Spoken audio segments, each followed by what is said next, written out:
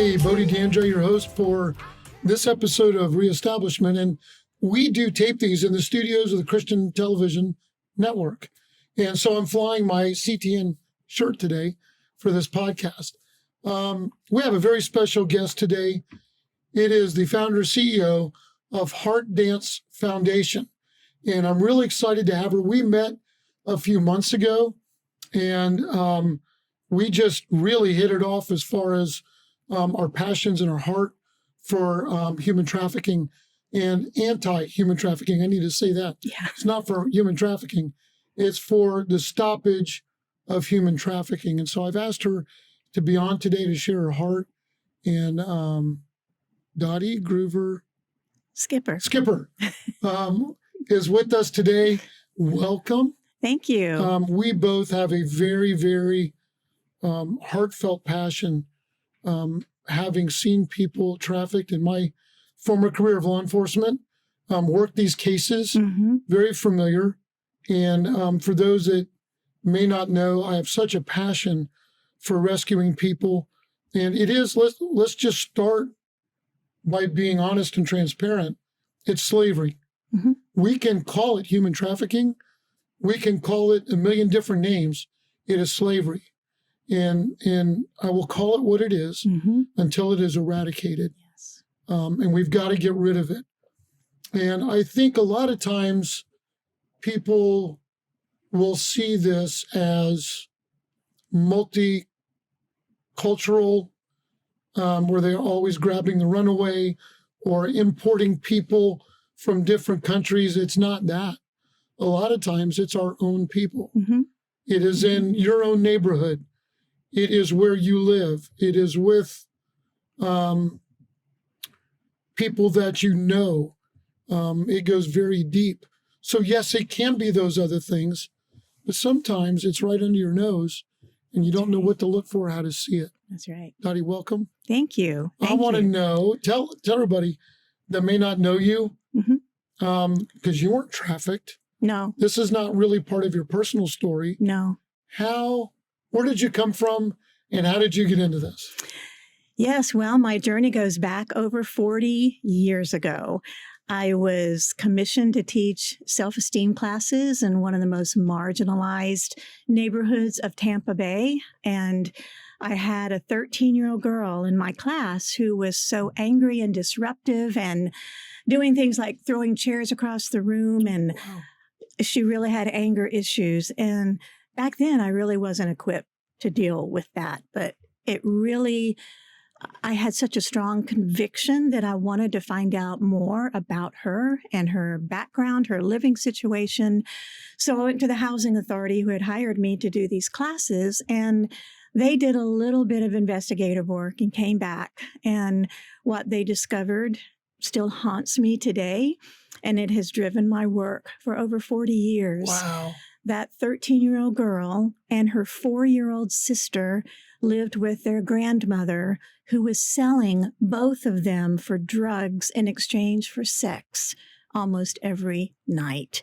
And the 4-year-old had a sexually transmitted disease. I can't tell you, I grew up in such a loving Christian family and had never even heard of such a thing. And it just really shook me to the core. And the Lord really plucked a string in my heart that day to do something. And back then, there was not even a label of human trafficking. It was just called sexual assault, sexual molestation, but no label of human trafficking, which, to get to your point in your opening statement, a lot of people still don't know what human trafficking is. It is slavery, but the term human trafficking is like, people will say, what does that mean? So anyway, maybe we can unpack that a little bit later. Do that. But I've been in How did you get to teach trenches. a self-esteem class? I had a wellness company, but Okay. I was contracted by St. Joseph's Hospital to do corporate wellness. And Gotcha. part of the wellness programming was teaching self-esteem classes to teenagers. So when you were confronted with this, what happened next? To tell you the truth, I shut down initially.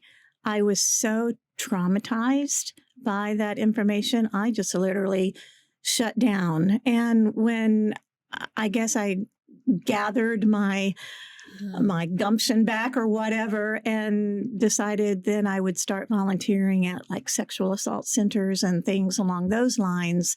And eventually I quit my corporate work and went full time into what is now known as human trafficking work. Yeah, that's amazing. Yeah. Dangerous sometimes.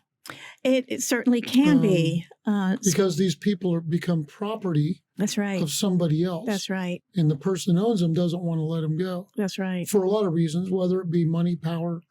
There's all kinds of reasons. Mm-hmm. I was in Honduras last week, and we were visiting an orphanage. And we went up, they said, you got to see the nursery. And there was a 1-month-old infant that had been brought in by the federal child protective, where this was an abandoned child, 1 month old. And they brought him in, and she was asleep in a crib. And all I could do was just say the name of Jesus, and I had to leave. Because it's still touching your heartstring. But the thing I took from that is that this child that young has not really gone through trauma. This actually is a protective measure where now she won't have to be, pimped out or whatever. Right. That she is in a safe place. And I think a lot of times that's why it's so important. The younger we can get to them. Absolutely. You're talking about a 4-year-old. So very, very important that we get to them sooner. And unfortunately, like I said, I've seen these folks, and I've been around them in my law enforcement work. And even when you rescue them, doesn't fix the trauma. Oh, that is a whole nother. The rescue is just the first part. It's the easy part, easiest. A friend of mine said one time that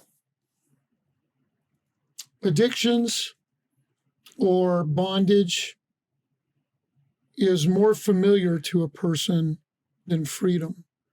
There's a lot of times when, and I've seen it where we've rescued people and they go right back and we're like, I don't understand it. I just brought you out of this. But there is a familiarity, if I can use that word. Trauma bonding In where they've come from. And so this rescue thing is just the first part.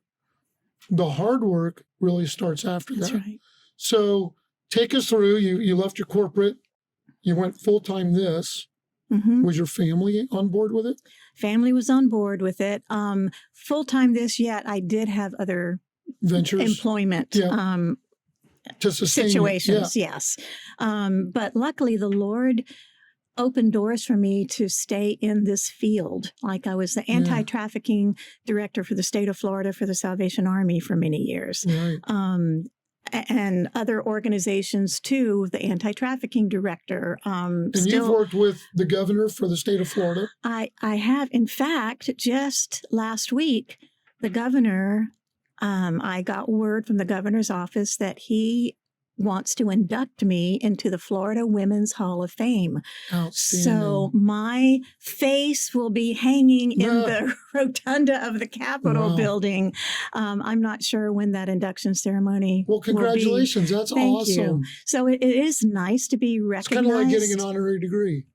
Kind of, it's yes. Wonderful. Speaking of honorary degrees, Sheriff Chronister just recently made me an honorary deputy. I carry a badge with me. I'll have to show it to you. Please do. It's pretty incredible, but it is nice because for years I felt like I was kind of on the stayed very low key with the job that I do. That didn't want to promote it, didn't want to have it out there, not to put anyone in danger or to bring attention. And there still is an element of that.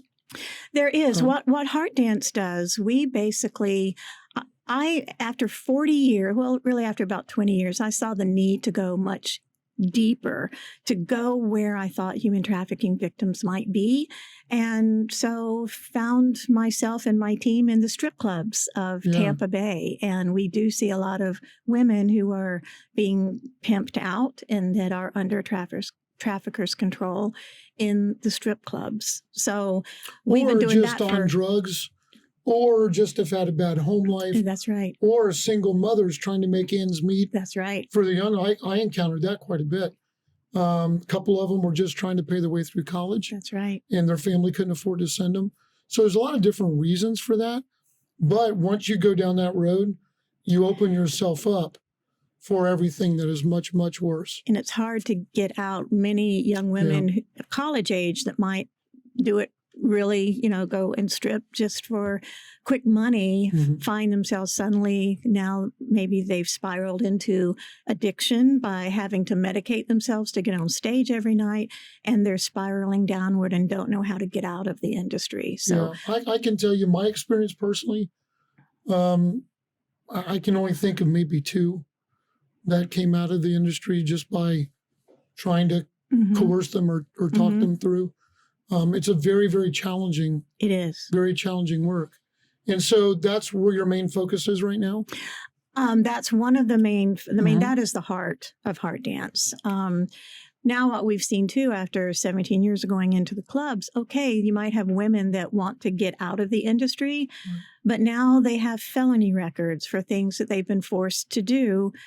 And it's hard for them to get employment, safe and stable, respectable employment. So after we help them out with a safety plan, that we help them develop a safety plan to get out, and then what? So we have to have all these resources set up for them with whatever needs they might have. Many of them do have children, young children. There was an unintended consequence, but during COVID, many of these strip clubs closed down. Nobody wanted to go, and of course, weren't allowed to be around each other, and so everything really went underground. Yes, they're starting to pop back up again. Yes. If I could ask you a question for those that may be listening in or watching us today, I think the average citizen doesn't see what's in front of them. They don't know what to look for. So if a person that's listening or watching today would say, well, I would like to do something, I'd like to help, but I don't know what I'm looking for. What would you give some common sense signs that the average citizen could, the old see something, say something? Right. What are they supposed to be seeing? Right. That's a very good question. I think if, number one, if you feel like something in your gut is telling you it's not right, and there's any suspicion that there might be illicit activity going on, then you can always call 911 or the human trafficking hotline number. But things that they can be looking for, or maybe a younger either girl or a boy with an adult who don't seem to fit together. Maybe the person is not able to speak for themselves, and this other person is, just speaking for them with everything. We do ask to look for tattoos. There are certain tattoos. It's hard to tell now. Most everybody has tattoos, but crowns. The Roman numeral number 16 stands for the letter P in the alphabet, which stands for pimp. So if you see Roman numeral 16 tattooed on someone, that's a big red flag. Or a name. So there's certain things, but also that's hard branding, but also looking for soft branding, and like in younger children who it would be obvious if they had a tattoo, a younger child. So maybe their trafficker or pimp will give them a piece of jewelry to wear, that has a significant meaning that maybe the child doesn't want to remove, that kind of thing. There's so many different signs to look for in different industries, for sex trafficking, for labor trafficking. I would recommend that, there's great websites out there to find great information, even like the Blue campaign from Homeland Security. They have a great website. You can actually download free information, free cards, free posters, all kinds of stuff, but it's just a wealth of information. Do you have any data on potential victims right now, or sex trafficking? Is it how prevalent? Yeah. it is, or do we not know?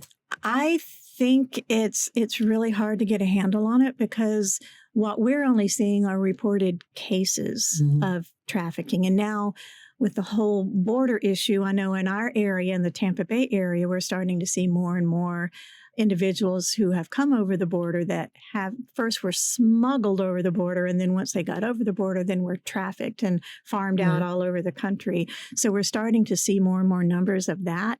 I actually don't know an actual statistic. I do know it's rising. And then there's so many unreported that we don't know about, like those 83,000 children that were missing at the border. We don't know what those stats are. We just know that Florida remains, for the 7th year, 3rd in the nation for the number of reported human trafficking cases. 3rd in the nation. Wow. So the Tampa Bay area is one of the hot spots. We're 3rd in the nation after California and Texas. And those, of course, are border states. Right. So I can understand that. Yes. So now do you have volunteers? I know you can't do this by yourself. No. So how has this thing grown? It blows my mind what the Lord will do, because I have never, in 17 years we've been established as HeartDance Foundation, I have never received a penny of salary. No one has. We have probably about 70 volunteers total. Probably a good 20 to 30 that go into the clubs. Kind of, we rotate, not everybody goes at the same time. And they're all volunteers, which is incredible to me, how we've been able to be recognized by the Tampa Bay Chamber, by the South Tampa Chamber, for the work that we do. And we're not really a business, we're a ministry. Yeah, you're just loving on people. And I think it just amazes people that none of us get paid for what we do. Do you get a lot of pushback from club owners? Because after a while, they kind of recognize you all. Yeah, I think that's another God thing. We feel anointed when we walk in the door of the clubs, and the managers love it when we come in because the women love us coming in. So we go in with gifts. We usually have homemade brownies or cookies for the bouncers and the door guys, the valet guys. Our men who go out with us, we call them our men of valor. They don't go inside the club, but they stay outside and they build relationship. Just recently, one of our men of valor, several of our men of valor helped a club manager who wanted to get out of the industry. He would come outside every time the women on the team would walk in. He would say, "Are your men out there?" And would say, "Yes." So he'd go out. They'd always pray over him, find out, what his dreams are, what his goals, what his desires. And they recently helped him get out of the industry in a wonderful job, completely out of the industry. So the men are vital to our ministry. Yeah, the that's men amazing. On our team. Yeah. Well, if you shut the men's side down, typically, sometimes there are women on women, but if you shut the men's side down, the supply and the demand changes for that particular industry. That's right. A lot of people think it's the traffickers that are driving the industry, but it's not. It's the buyers. Yeah, it's the end user. So anyone who even clicks on a porn site is a buyer of sex and contributing to the demand for sex. So I think I know other part of what HeartDance does is we work on legislation. We have a piece of legislation now that's winding its way, I think it's on the governor's desk to be signed, of more comprehensive education in our schools across the state of Florida. Yeah, that's huge. So there's another group that I've been working with behind the scenes, and their whole focus is education piece for school teachers, parents, and young kids. So you got to get that end so that they don't become victims. That's right. The school teachers need to know what to look for, and the parents need to know how to protect their kids. The janitors. I mean, everybody in the entire It's a huge education piece that we have not done in the past because it was kind of a taboo subject. And I don't think it is anymore, especially with the high rate of immigration, that it's really all around us. So where do you want to go now? What do you want HeartDance to do? Yeah, well, I am building a succession plan because I I think we might have talked about this last time I saw you 2 years ago. I was in the heart transplant unit at Tampa General and didn't think I was going to make it, but by the grace of God, I'm here, and he gave me new focus, and that is to build a succession plan. There's amazing leaders on our HeartDance team. I have no doubt now that when it's time for me to step away, either voluntarily or not, that it will continue doing the work that they're doing in the clubs, working with workforce development organizations to help these men and women coming out of the industry to get, more elevated, respectable jobs. But right now, for me, myself, I'm doing more mentoring, because I realize that, we have to educate the younger little whippersnappers to pick up the mantle. Yeah, I totally agree. And I'm in process of writing a book that I feel very inspired. When you get the book done, bring it back and let's take a look at it. I will. That's awesome. Yeah. So, the succession plan is very important, because this is something that's not going away. As most people say, it's the oldest industry in the world, right? All the way back. It is. And we just need to protect the vulnerable and the victims. We need to rescue. Yes. We don't want to just leave them out there. That's right. And it's a long plan. It's a long haul to mentor these folks, to get them out and get them clean and sober and on the right path. Let me ask you this. This is a nonprofit. Correct. And you're funded by donations. Correct. So if somebody wants to help, where do they go? They can go to our website, What's that? HeartDanceFoundation.org, and there is a donate button on the website. Okay. Can do that. We also, what goes over really big in the strip clubs, which is amazing, faith-based children's books. So if anyone would like to donate a bunch of faith-based children's books to go into the clubs. These mamas tell us that they love to read these books to their children. And we're thinking, that is incredible. They're reading. I've never heard that. They're reading, this Bible stories to their children, and they're getting the message as well. So we are always on the lookout for anyone who wants to donate faith-based children's books to our ministry. I will definitely try to make that happen. That would be fantastic. If you're listening or watching, please go to HeartDanceFoundation.org. Take a look. If you can't afford to give, help them out. If you got some books you can send them, that is marvelous. And this isn't a ministry for everybody. No. For sure. For a variety of reasons. Right. And so, but this is something anybody can do, is get those books and send them in. That's Give true. a donation, pray for you guys. True. And also, we have many different types of volunteers. Like we do take baked goods in to, so if anybody wants to bake. If you're in the local Tampa Bay area. In the local Tampa Bay area. So that's another way people, and just prayer. Prayer is the foundation for everything. So just praying for hearts to be changed and lives to be transformed by just planting the seeds. We feel like we're seed scatterers going into the clubs. We might not really ever see the harvest that we want to see, but we know we're planting those seeds for what other I like people. It's just, you guys are just so down to earth and humble and just so sweet that, you always think of special forces storming in and rescuing people. And yet you're just walking in love. Yes. And I think that's why I'm kind of drawn to your organization, into your story, is because you're doing it not with strong tactics. You're doing it with stronger love.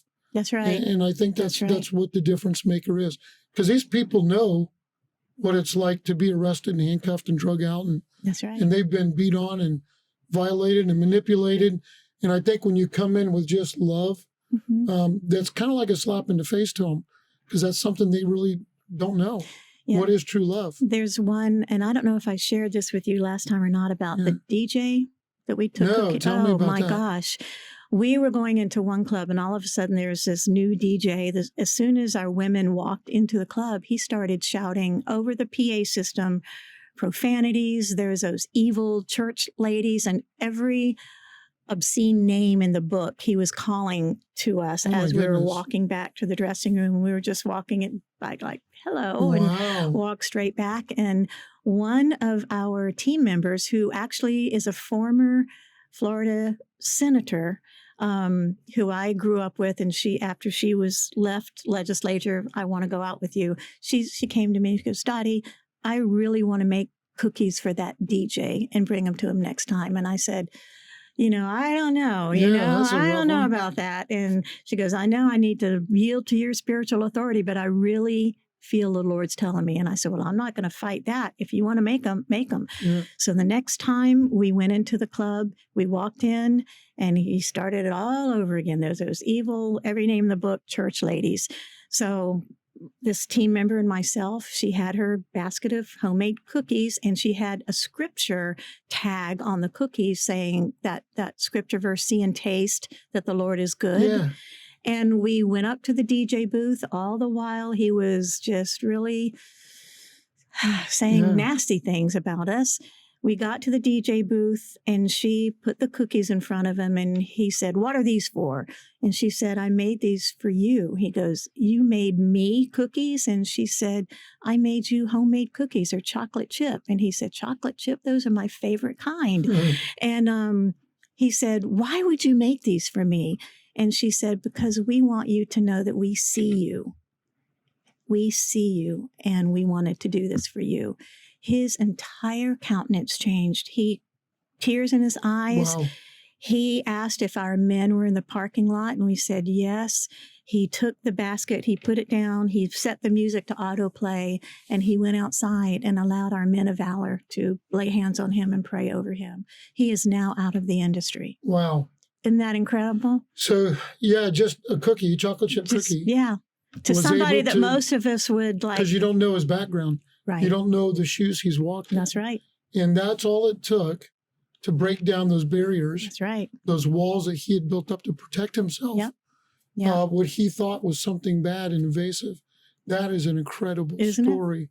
But it just shows you that a lot of times it's easy to say you have a plan that fits everybody and we're just going to go in and do this and rescue. And it's not like that It's at all. different every single time. Every single time is Every different. single time.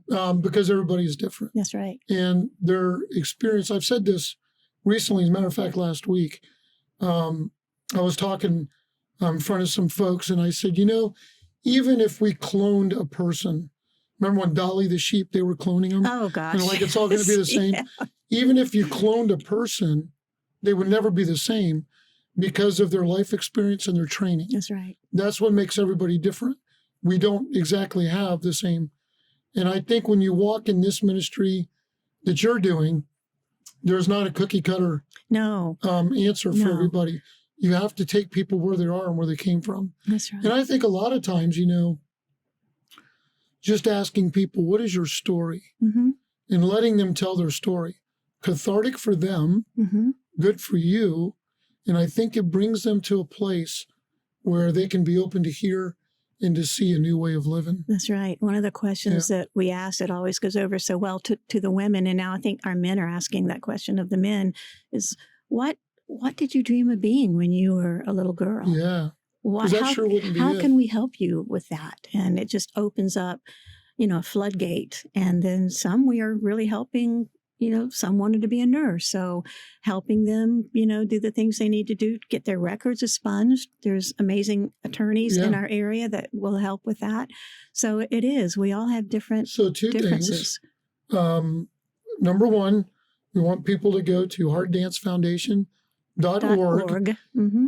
And if somebody wants to start a chapter in a different city, a different state or whatever, can they go to that same place to get information on how to replicate? Yeah, we would have to have a discussion. There's nothing really on the website that addresses that, but we would love to. But they can contact you. Absolutely, would love to help others get So if started. this is on your heart, and it's got to be a genuine thing. Yes. These women reach out, can see right through. Oh, they can spot a phony for sure. Yeah. Because that's what they do. They're in that world. But if you can't give, but you're in a different city, different state, and you think that this may be something that you want to get started with a group or with an organization, please reach out. Again, HeartDanceFoundation.org. Dotti, thank you for being here. Thank you, God Bodie. bless you. Thank you. Thank you for watching. reestablishment and listening to us. Please reach out to us. Get a hold of us. You can do it through the Christian Television Network. You can go to ctnonline.org, find the Amplified page, find out ways to get a hold of us. Thank you for being a part of this. Without you, this podcast is really nothing other than two friendly people talking. So we want you to reach out, contact us. Thank you so much. God bless you. And God bless you. Thank you, Bodie. Raise your hands up. Raise them up. Reestablishment. We've got it complete. Let's talk about it. In a world that moves too fast, come find out what's real. At a Land of Delight in Plant City, Florida, we're a family-owned farm rooted in faith, freedom, and the kind of goodness you can taste and feel. From raw local honey to grafted fruit trees, fresh-baked cookies, pasture-raised eggs, and Saturdays filled with laughter, farm-friendly animals, and life. It's everything you've been craving. And if you can't make it out this weekend, we'll bring the farm to you. Just head to alandofdelight.com and bring home something special, grown with purpose and wrapped in love. Every order helps us rescue animals, teach nutritional farming, and share hope with our community. So whether you're around the corner or across the country, click, taste, feel, grow. A Land of Delight, faith-filled living, farm fresh giving. From Plant City, Florida. Visit alandofdelight.com.